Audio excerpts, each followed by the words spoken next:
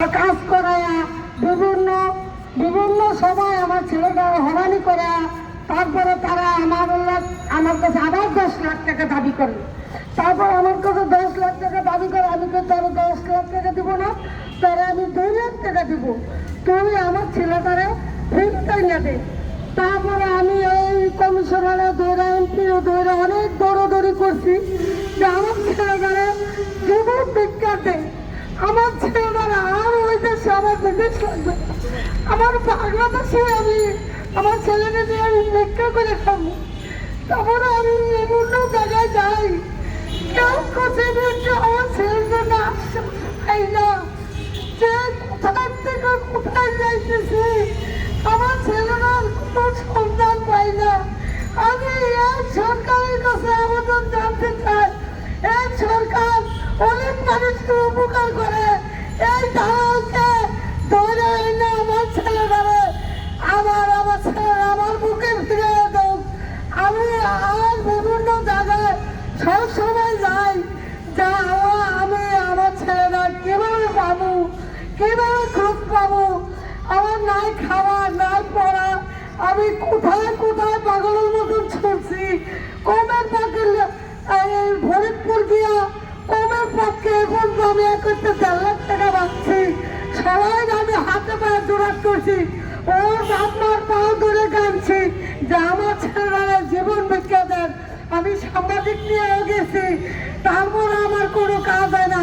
আমি এই মন্ত্রণালয়ে কাগজ দিছি, স্বাস্থ্যমন্ত্রীর কাগজ দিছি, পুলিশ কমিশনারের কাগজ দিছি, আমি কোথাও উঠবো, আমি স্থান পাই না। তারপরে সবুজ ভাইরে বললাম, সবুজ ভাই আমার ছেলেরা আপনার হাতে বড় করা, আমার ছেলেরা আমি তো প্রতারণার শিকার, আমাকে সবুজ ভাই আমাকে কাজটা একটু করে দেন।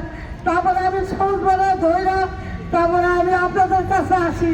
আমার ছেলেরা 10 লাখ টাকা পাওয়ার পরে আমার ছেলেরা কোথাও পাইলাম না। আমি এই জন্য আমি এই সরকারের কাছে বারবার আবেদন করতেছি, আমাদের সরকার যদি আমার একটু স্মরণীয় ধরনের টাকা, তাহলে আমার ছেলেরা আমি পাবো।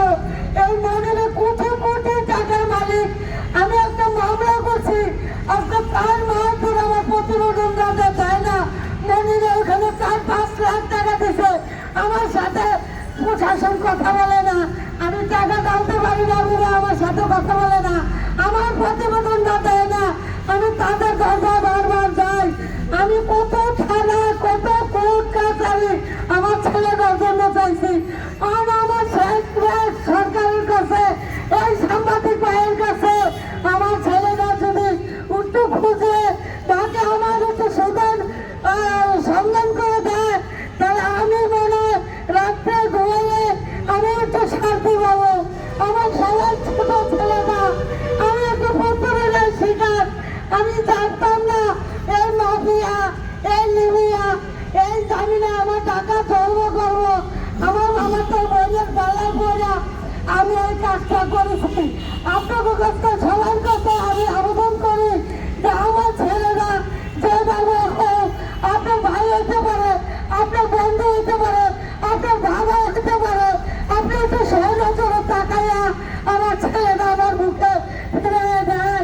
আমি আরো শান্তি, আমার ছেলেটা আমি লেখাপড়া ক্যারাটে স্কুলে লেখাপড়া করেছি, আমার ছেলেটা আমি সন্তান বানাই নাই, আমার ছেলেটা চাঁদাবাজি বানাই নাই, আমার ছেলেটা খারাপ লোকের লাগে দেয় নাই।